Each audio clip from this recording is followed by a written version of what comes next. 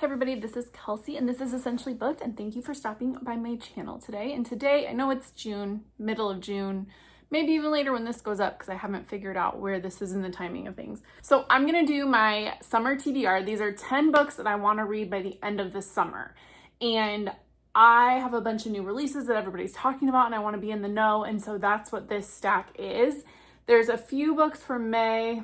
Not everything is like a new release for the summer. They might have been released earlier this year, but they are 2025 releases that I want to read. So there's 10 books on this list. My goal is to finish them by the end of the summer. It's not going very well yet, but to get started, the very first book I want to read is Run for the Hills by Kevin Wilson. And I just read The Road to Tender Hearts by Annie Hartnett. And this is another road trip novel, but Kevin Wilson just does like weird, quirky really well. And I've heard really good things about this one. Because I just finished The Road to Tender Hearts, I'm curious to see what I think about this one. I have started it.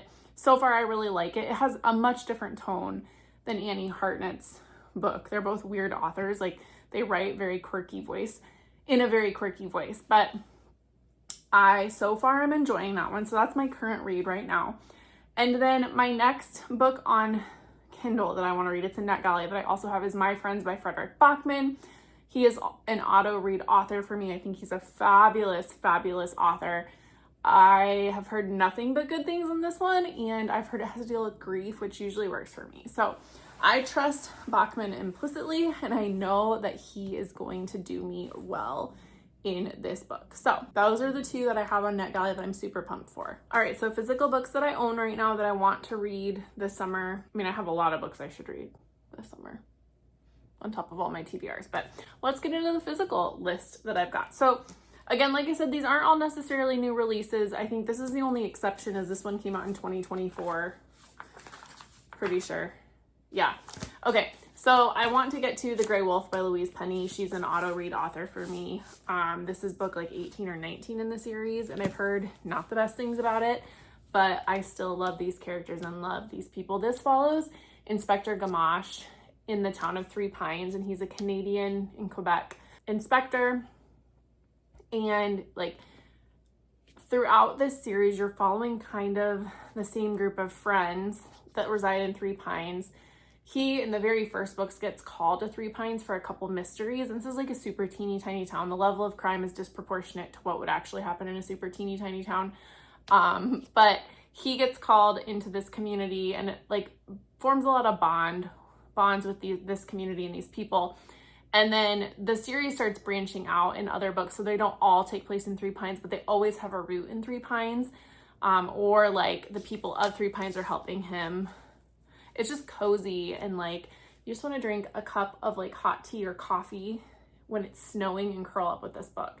This community, they're like a hug for me, and I could reread the series all the time. Like, it's just so cozy and comfortable. It's not a cozy mystery, but that's like the vibe that I get during these books. And then I think, yeah, everything else in this stack is new releases of this year. So let's go literary first, and then we'll do fantasy last, I think.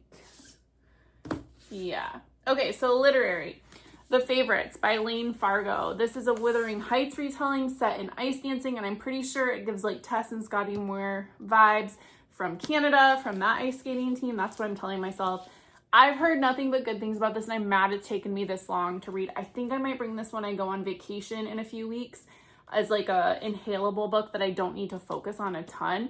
I'm going to the North Shore, and so I want to bring like this and some nature-y books because that's the vibe up there. And then another one that I could probably bring on the North Shore too on my trip is Wild Dark Shore by Charlotte McConaughey. Her book Migrations is one of my favorite books of all time. This is very literary, kind of futuristic, dystopian a little bit too. She just has this really great voice, and like it's unsettled but talks about the human condition, and like she's just a very good writer. So this one, I believe the family lives on a tiny island. Yep, so Dominic Salt and his 3 children are caretakers of Shearwater, a tiny island not far from Antarctica, home to the world's largest seed bank. Shearwater was once full of researchers, but with sea levels rising, the salts are now its final inhabitants until during the worst storm the island has ever seen, a woman mysteriously washes ashore.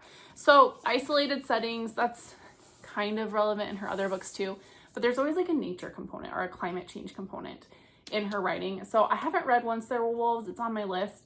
But this is one I know I'm gonna love. And then probably the weirdest book on my stack, but the one I've heard people that I really love this book. The bookstore that I love, Dog-Eared Books, they rave about this. One of my best friends has raved about this. It's called Sky Daddy by Kate Folk. This woman, the main character, she has an unusual obsession, and it's planes. So she is basically sexually obsessed with planes and is trying to find her soulmate. And like, I guess she intends to marry the plane by dying in a plane crash. I don't know. But from what I've heard, this is actually more literary, less humorous. The cast of characters is really good. But this author is just beloved. And I have heard nothing but good things, despite what a strange novel it sounds like. But I like weird and quirky. Like, that's always been something that has worked for me. And then my last literary book is The Names by Florence Knapp. I know very little about this, but people that I have talked to have loved it. It's Can a Name Change the Course of a Life is the premise. In the wake of a catastrophic storm, Cora sets off with her 9-year-old daughter, Mara, to register the birth of her son. Her husband, Gordon, represented in the community, but a controlling presence at home, intends for her to follow a long-standing family tradition and name the baby after him. But when faced with the decision, she hesitates. Spanning 35 years, what follows are 3 alternate and alternating versions of their lives, shaped by Cora's last-minute choice of name. I like generational sagas that make you think about place, time. So like Northwoods really worked for me, and that looked at like what place can do to people. So yeah. All right, then for my fantasy books, I got Silver Elite from Book of the Month. Everyone's talking about it. I canceled Book of the Month, you guys, so everyone should give me some applause.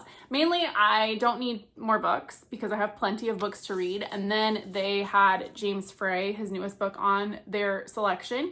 And it was written with AI, which isn't cool. And they really kind of doubled down on that. And so I just am kind of done with them. I'd been wanting to be done for a while. And this was just that final push because I have so many books to read. Like, so many on this shelf. I have 2 bookshelves over here. You can't see my basement bookshelves.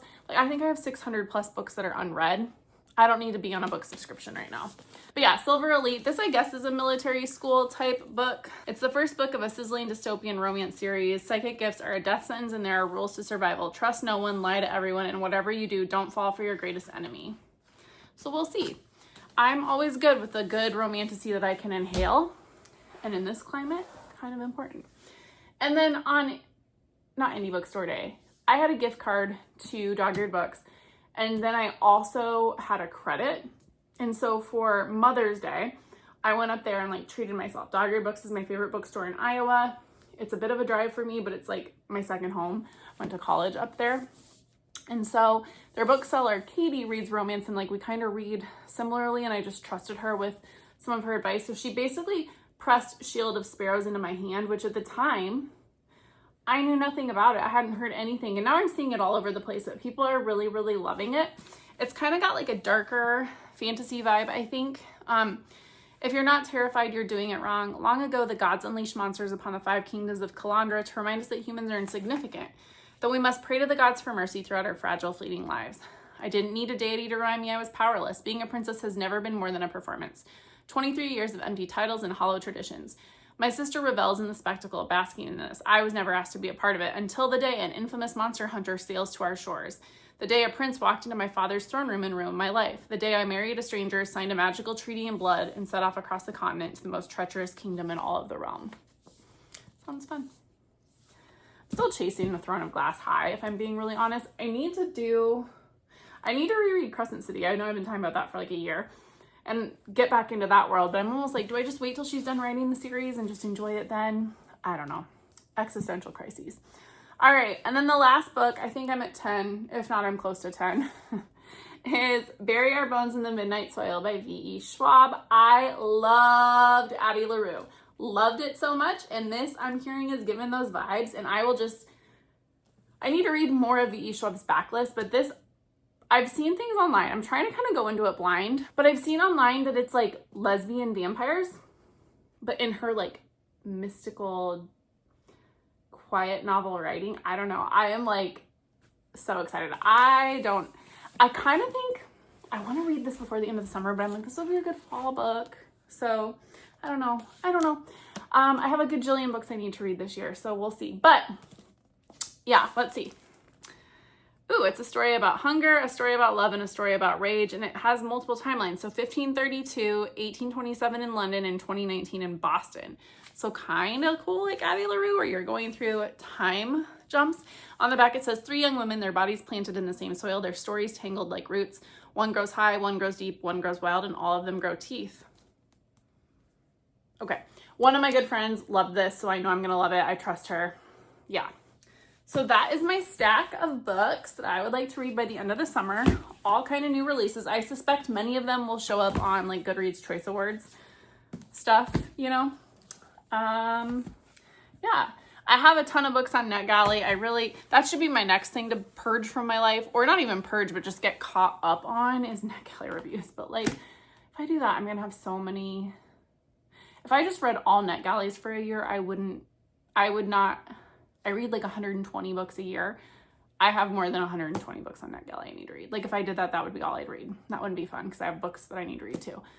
I'm just rambling. But anyways, guys, I know I keep saying it. I hope to be back here more. You are going to see some more content changes. Like, again, I don't know what video is coming up next, but this summer I am really focusing on food preserving and like prepping meals and stuff. And so I think I'm going to try to take you guys a little bit along on that and like what I like to do and how I do it. Trying to keep YouTube something fun for me, like things that I like to do and hobbies, and to share that with you guys so I don't get bored. And I need to get back on a cycle or on a system, and like I don't know. I'll be here. I'm here. I promise. I just need to kind of get back in the swing of things, really. So here are, oh my goodness, the big stack of books. And yeah,